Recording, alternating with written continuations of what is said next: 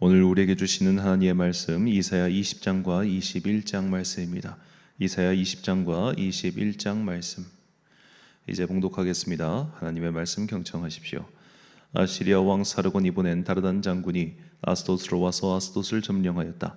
그해 주님께서 아모스의 아들 이사야를 시켜서 말씀하셨다. 주님께서 이사야에게 말씀하시기를 허리에 두른 베옷을 벗고 발에서 신을 벗으라고 하셨다. 그래서 이사야는 말씀대로 옷을 벗고 맨발로 다녔다. 그때 주님께서 말씀하셨다. 나의 종 이사야가 3년 동안 벗은 몸과 맨발로 다니면서 이집트와 에티오피아에게 표징과 징조가 된 것처럼 아시리아 왕이 이집트에서 잡은 포로와 에티오피아에서 잡은 포로를 젊은이나 늙은이 할 것 없이 모두 벗은 몸과 맨발로 끌고 갈 것이니 이집트 사람이 수치스럽게도 그들의 엉덩이까지 드러낸 채로 끌려갈 것이다. 그리하여 에티오피아를 의지하던 자들과 이집트를 그들의 자랑으로 여기던 자들이 두려워하고 부끄러워할 것이다. 그날이 오면 이 해변에 사는 백성이 이렇게 말할 것이다.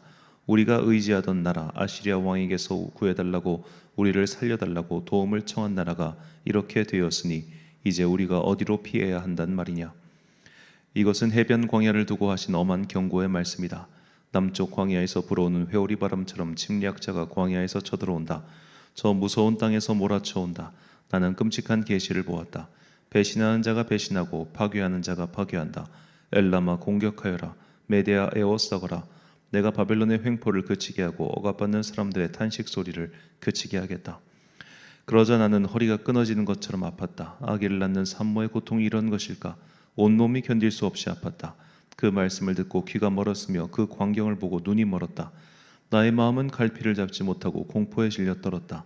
내가 그처럼 보고 싶어한 희망찬 새벽빛은 도리어 나를 무서워 떨게 하였다. 내가 보니 사람들이 잔치상을 차려놓고 멍석을 깔고 앉아서 먹고 마신다. 갑자기 누가 명령한다. 너희 지휘관들아 일어나거라. 방패를 들어라. 주님께서 나에게 이렇게 말씀하셨다. 너는 가서 파수꾼을 세우고 그가 보는 대로 보고하라고 하여라. 기마병과 함께 오는 병거를 보거나 낙이나 낙타를 탄 사람이 나타나면 주의하여 살펴보라고 하여라. 파수꾼이 외친다. 지휘관님, 제가 온종일 망대 위에 서 있었습니다. 밤새 경계 구역을 계속 지키고 있었습니다.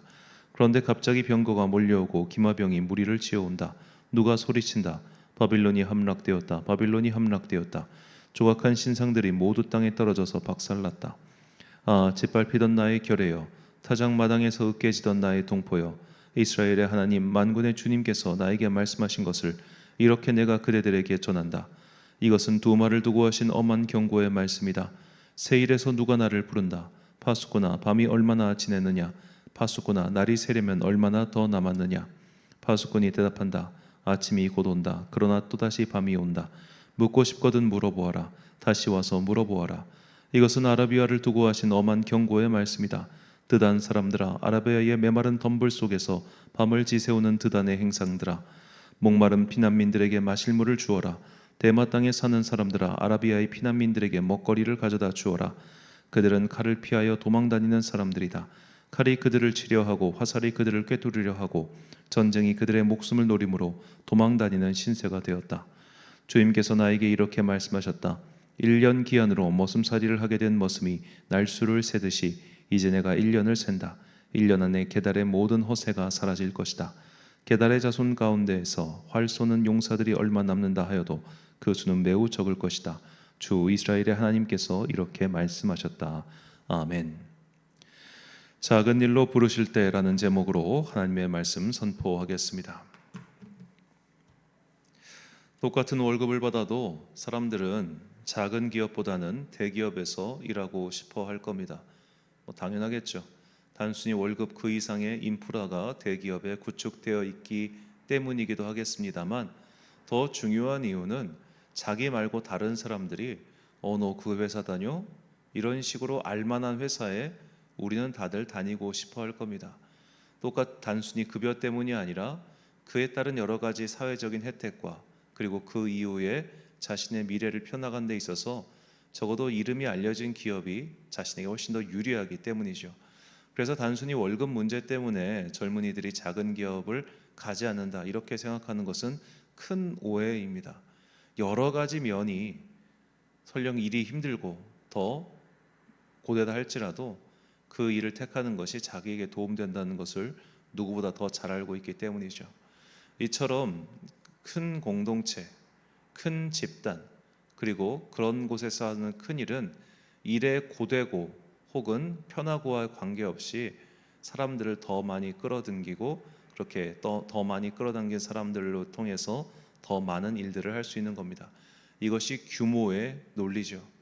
그래서 큰 집단에는 더 좋은 사람이 많고, 큰 집단은 더 많은 일을 할 수 있는 겁니다. 사람은 단순히 한 사람 더하기 한 사람은 두 사람 몫을 하는 것이 아니라 한 사람만 더해줘도 훨씬 더 많은 일을 할 수 있는 이유가 바로 여기에 있죠. 자, 그런데 하나님께서는 우리가 이렇게 큰 집단에서 큰 일을 하는 것, 그것 말고 때로는 작은 집단에서 작은 일을 시키실 때가 분명히 있습니다. 모두가 알 만한 일을 시키시는 것이 아니라 그 누구도 알 수 없는 일을 시키실 때가 있습니다. 자, 우리는 여기서 스스로에게 질문해 봐야 됩니다. 우리는 하나님께서 모두가 알 만한, 모두에게서 칭찬받을 만한, 그렇게 해서 자기도 뿌듯하고 내 주변 사람으로부터 다시 한번 새 힘을 얻을 수 있는 그런 일 말고, 이상한 일, 작은 일, 혹은 누구나 할 수 있는 일, 그런 일에 오히려 큰 헌신을 요구하실 때 우리는 어떻게 해야 될까요? 자, 오늘 본문은 선지자 이사야가 하나님께서 시키신 굉장히 중요하지만 작은 일, 그 일에 비해서 너무나 큰 헌신을 요구하셨던 그 일을 우리에게 전해주고 있습니다. 자, 먼저 오늘 본문 20장과 21장은 기원전 711년 아수르 제국의 대대적인 침공에 대한 예언의 말씀입니다. 본문 1절 말씀. 아수르의 사르곤 왕이 다르단을 아스돗으로 보내매 그가 와서 아손을 쳐서 취하던 해니라. 아멘. 자, 이사야에서 매우 드물게 그 말씀을 전했던 시기가 분명히 기록된 사건이죠. 자, 먼저 사르곤 왕에 대해서 우리가 좀 알아볼 필요가 있는데, 저도 이번에 이사야 강해를 하면서 아수르 제국에 대해서 다시 한번 좀 공부를 해봅니다. 자, 이 사르곤 왕은 기원전 722년부터 705년 동안 아수르를 다스린 왕입니다. 그는 제국의 북쪽을 위협하던 우라루트라고 하는, 그러니까 오늘날 이제 서아시아 이쪽에서 활동하고 있던 그 왕국을 쳐서 크게 이겼으며, 바빌론 지역에서 일어난 반란도 제압하였습니다. 아마도 오늘 본문 21장에 나오는 바벨론에 대한 말씀이 바로 이 바벨론에서 일어났던 반란을 진압한 그 이야기가 아닐까 추측해 봅니다. 자, 그는 나중에 전쟁을 치르다 전사했는데, 그가 전사한 이제 아버지가 전사하고 아들이 왕위에 올라요. 그 아들이 바로 성경에 나오는 사네립이라고 하는 사람입니다. 그래서 이 아수르의 사르곤 2세가 다스리던 때에 그들의 국력이 왕성해졌고 바벨론 지방의 소유를 진압했죠. 이때 바벨론 지방에서 계속해서 아수르에게 반란을 일으켰던 사람이 히스기야에게 사절을 보낸 무로닥 발라단이라는 사람입니다. 그리고 그가 죽은 후 그의 아들 사네립이 왕위에 올랐습니다. 그리고 사네립은 아수르의 수도를 니느웨로 옮겼죠. 그리고 사네립이 죽고 나서 사네립은 나중에 이제 그의 아들에게 암살당하는데, 사네립의 손자가 아수르 제국의 최전성기를 이끌었던 왕입니다. 아수르바니팔이라고 하는 왕인데, 자, 그렇게 해서 이제 아수르가 나중에는 최전성기를 지나고 나서 바벨론의 손에 의해서 멸망당하고 또 바벨론이 남유다를 멸망하는 그런 일들이 쭉 펼쳐지죠. 나중에 시간이 된다면 이 아수르 제국에 대해서 한번 저도 더 공부를 해가지고 성도님들과 함께 나누는 시간이 있었으면 좋겠습니다. 자, 이렇게 오늘 본문 20장은 블레셋 지방에 대한 아수르의 침공을, 그리고 21장은 바벨론과 아라비아 사막과 그쪽의 일대에 대한 바벨론의 침공을, 그 침공에 대한 예언의 말씀이다라고 생각하시면 되겠습니다. 자, 그런데 이 711년에 이 말씀이 이사야에게 주어졌다는 게 중요합니다.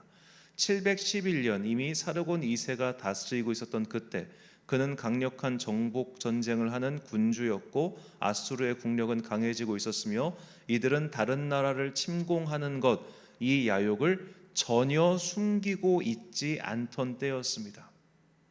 이것은 즉 오늘 본문 이 예언의 말씀을 굳이 하나님께 받지 않아도, 요즘 말로 치면 국제 뉴스만 봐도 이렇게 되겠구나라는 것을 알 수 있었다는 뜻입니다. 하나님께 말씀을 받지 않고 하나님께 앞으로 벌어질 일들에 대해서 굳이 예언을 통해 받지 않아도 쟤들이 곧 침공이 오겠구나, 저 왕이 하는 짓 보니까 쟤들 분명히 여기까지 밀고 들어오겠는데 라는 걸 다 짐작할 수 있던 때였다는 거예요. 이게 중요합니다. 자, 이렇게 웬만큼 머리가 있는 사람이라면, 웬만큼 정세에 관심이 있는 사람이라면 능히 알 수 있는 메시지를 가지고 이 메시지를 전하기 위해 하나님께서는 이사야에게 엄청난 헌신을 요구하세요. 본문 20장 2절과 3절 말씀. 그때 여호와께서 아모스의 아들 이사야에게 말씀하여 이르시되 갈지어다 내 허리에서 배를 끄르고 내 발에서 신을 벗을지니라 하시매 그가 그대로 하여 벗은 몸과 벗은 발로 다니니라. 여호와께서 이르시되 나의 종 이사야가 3년 동안 벗은 몸과 벗은 발로 다니며 애굽과 구스에 대하여 징조와 예표가 되었느니라. 아멘. 자, 이사야는 벗은 몸과 벗은 발로 다닙니다. 아마 속옷 정도는 입었겠죠. 안 그랬으면 경범죄로 끌려갔을 테니. 그러니까 속옷 정도만 입고 완전히 광인처럼 3년 동안 다닌 거예요. 그가 이 애굽과 구스, 그러니까 구스는 에티오피아죠. 이 북쪽 지방의 이 이스라엘의 남쪽 지방, 이 강력한 두 나라에 대해 어떤 징표가 될 것이냐? 아수르가 쳐들어와서 쟤들 다 때려 부술 거야. 이거에 대한 징조와 예표가 되기 위해서 이사야에게 그 일을 시키신 겁니다. 3년 동안 벗은 몸, 3년 동안 미친 사람처럼 그렇게 다니라고 말이죠. 자, 그런데 아까 말씀드렸다시피 이 이야기, 이 이집트와 구스에 대한 징조와 예표가 될 것이다, 이것은 정세만 읽으면 다 생각할 수 있었다니까요. 자, 이 아수르 제국이 당시에 쳐들어온 이 보면 벌써 이렇게 많은 영토, 이스라엘뿐만 아니라 영향력이 대단했습니다. 711년이면 아수르가 이미 이렇게 영향력을 뻗치고 있을 때였습니다. 그러니까 굳이 이사야가 이렇게 하지 않아도 사람들은 그렇게 될 것을 알 수 있었다는 이야기예요. 그런데 왜 이걸 시키셨을까요? 마치 비유하자면, 자, 우리가 이제 교회에서 목사가 설교를 할 때 성도들에게 은혜를 끼치고 성도들에게 새 힘을 주는 그런 설교를 위해서 막 목숨 거는 게 아니라 마치 하나님께서는 그냥 신문 좀 보면 알 수 있는 그런 이야기, 그런 이야기를 전하기 위해서 너 목숨 걸어, 너 생명 걸어, 너 이렇게 열심히 해, 이런 식으로 말씀하셨다 이 말입니다. 왜? 우리는 여기서 이제 의문이 생기죠. 왜 고작 이 정도 일을 위해서 선지자에게 이 정도 헌신을 요구했냐 이 말입니다. 그때까지도 정신을 차리지 못하고 북쪽에서 쳐들어오니 남쪽의 지원을 받고 남쪽에서 쳐들어오니 북쪽의 지원을 받겠다 이러면서 외세만 의지하려고 했던 이스라엘 민족에게 야, 외세 의지하지 마, 저 나라들도 꼴을 봐, 이렇게 될 거야. 그러니까 너희는 오직 하나님만 의지해야 돼. 이 메시지를 전하기 위해서 이사야에게 3년 동안 벗고 다니라 그렇게 명하신 거겠죠. 물론 그것에 대해서 정확한 이유, 이제 애굽과 구스의 징표 이것 외에 우리가 유추하는 해석이긴 합니다만, 저는 하나님께서 결국 이것을 위해서 이사야를 부르셨고 이사야에게 이런 헌신을 요구하셨다 생각합니다. 그런데 아까 말씀드렸던 것처럼 굳이 그렇게까지 해야 되냐 이 말이에요. 우리는 하나님께서 우리에게 헌신을 요구하실 때 우리 마음속에 이런 생각이 들 겁니다. 고작 이 정도의 일에 내가 이렇게까지 해야 됩니까? 라고 말이죠. 오늘 본문 20장과 21장의 이 사건은 우리에게 이런 거를 보여줘요. 자, 하나님께서 작은 일, 이사야에게 작은 일을 선포하게 시키신 거예요. 아수르의 대대적인 침공을 알리는 일입니다. 그런데 이 일을 알리기 위해서 그에게 큰 헌신을 요구하셨어요. 3년 동안 벗은 몸과 벗은 발로 다니라는 것. 자, 작은 일을 하는데 작은 일에 비해서 우리에게 큰 헌신을 요구하실 때, 자, 예를 들어 대기업에서 우리가 큰 헌신을 요구하면은 대기업에서는 그 일을 할 겁니다. 왜? 그렇게 하고 나면 떨어지는 콩고물이 있을 테니까요. 그러나 소기업, 작은 기업, 구멍가게에서 큰 헌신을 요구하면 안 할 겁니다. 왜요? 그 일을 한다고 해서 나에게 떨어지는 것이 별로 없기 때문에. 우리는 큰 일에는 헌신을 할 수 있어요. 큰 공동체에서는 열심히 일할 수 있어요. 그러나 작은 일과 작은 공동체에서는 그렇게 안 해요. 큰 공동체는 헌신자가 넘쳐나요. 왜요? 그렇게 힘들고 고되다 할지라도 나의 일을 알아주는 사람들이 많아서 그래요. 우리는 사회적 동물이기 때문에 큰 공동체, 큰 물에서 놀면은 그만큼 더 기회가 생기고 더 많은 일을 할 수 있고 더 좋은 일들이 생긴다는 걸 알아요. 여기서 이제 규모의 경제학이 다시 한번 탄생되는 겁니다. 교회든 뭐 다 똑같습니다. 그래서 큰 물을 다들 추구하죠. 그런데 작은 곳에서 작은 일에 네가 헌신하라 할 때 우리는 고개가 갸우뚱거려집니다. 주님, 제가 거기서 그 일을 한다 한들 누가 나를 알아주겠습니까? 주님 빼고는 아무도 모르잖아요. 즉 오늘 이 이사야의 헌신을 통해서 하나님은 우리에게 이런 말씀하시는 거라 저는 생각합니다. 아무도 알지 못하는 그 일, 아무도 하지 않으려고 하는 그 일, 모두가 고개를 도리도리 흔드는 그 일에 내가 너를 불렀을 때 너는 과연 그 부름에 순종하겠느냐? 그렇게 작은 일, 정말 나밖에 모르는 그 일, 그 일을 위해 너의 인생을 걸어야 될 때, 네가 큰 인생을 치러야 될 때 너는 그 일을 할 수 있겠느냐라고 물으시는 겁니다. 자, 우리는 이제 뭐 유명한 목사님들의 설교나 그런 분들에게 좀 익숙하죠.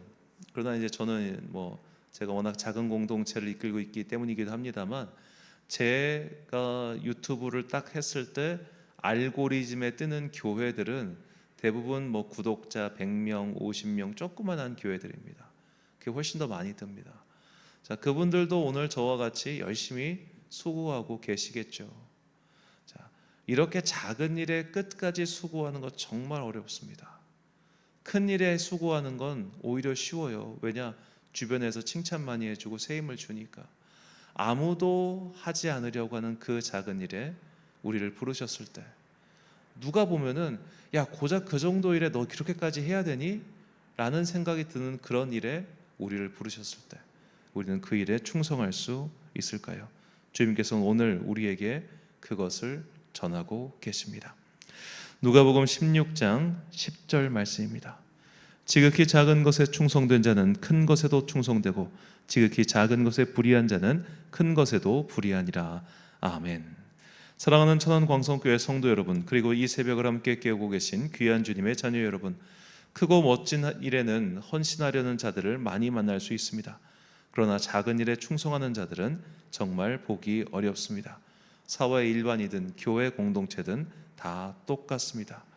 우리에게는 명예욕이 있고 또 자기 나름대로 인생을 설계하는 그런 기능이 있기 때문에 내가 기왕지사 헌신하고 봉사하고 수고하는 거 더 큰 공동체에서 하게 되면 그 일을 통해서 여러 가지 다른 일들이 파생되는 것을 알아요.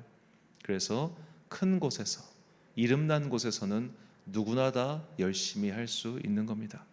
그러나 작은 공동체에서, 더군다나 그 작은 공동체 중에서도 그 작은 일에 충성하라고 일을 맡기셨을 때 그 일에 최선을 다할 수 있는가? 여기서 우리의 믿음의 그릇이 판명될 것입니다. 의외로 성도들 중에 참 말 많은 분들 많은데 저는 그분들 중에 작은 공동체에 헌신하는 분들을 거의 뵌 적이 없어요. 작은 곳에서, 이름 모를 그곳에서 열심히 하는 그 사람, 정말로 주님만이 아시는 그 일을 위해서 자신의 인생의 일부분을 바칠 수 있는 그런 사람, 주님께서 우리에게 그런 일을 맡기셨을 때 우리 각 사람은 어떻게 반응할 수 있을까? 이것에 대해서 오늘 이 새벽 주님께 묻고 기도하는 그런 귀한 주님의 자녀들 되시기를 예수님의 이름으로 축원합니다. 기도하겠습니다. 사랑과 은혜가 풍성하신 아버지 하나님, 우리는 작은 일에 충성하기를 힘들어합니다. 왜냐하면 내가 이 일을 해봤자 아무도 알아주지 않기 때문입니다. 그런데 주님께서는 때로는 작은 일에 우리의 인생을 걸는 그런 부르심을 하실 때도 있음을 오늘 본문을 통해 깨닫게 하시니 감사합니다. 주님께서 그 일에 나를 부르셨을 때 나는 어떻게 해야 될까요? 나의 마음은 어떤 상태인지 오늘 이 새벽 말씀 앞에서 기도하고 묵상하며 자신을 되돌아보고, 그리고 마침내 우리가 주님께서 어떤 일에 어느 순간에 부르신다 할지라도 그 작은 일에 충성되어 일할 수 있는 주의 자녀가 되게 하여 주옵소서. 오늘 8월의 마지막 금요일 예배입니다. 오늘 저녁 기도 시간에 주님께서 우리에게 은혜 베풀어 주사 함께 기도하는 사람들을 통하여 성령의 뜨거운 열정이 우리 안에 흘러넘치게 하여 주옵소서. 오늘 하루도 참 좋으신 우리 주님의 은총과 평강이 모든 성도들과 함께 하시기를 간절히 소망하오며 이 모든 말씀은 우리 구주 예수 그리스도의 이름으로 기도드립니다. 아멘. 오늘의 기도 제목입니다. 하나님께서 맡기신 일들 중 다른 사람은 알지 못하는, 정말 하나님만 아시는 그런 일은 무엇입니까? 나에게 그 일을 주신 이유를 가늠해 보시고 하나님만 바라보며 그 일을 완수할 수 있는 힘을 달라고 기도하십시오. 오늘 주신 기도의 제목 가지고 기도와 묵상에 힘쓰는 하루 되시길 바랍니다. 기도하겠습니다.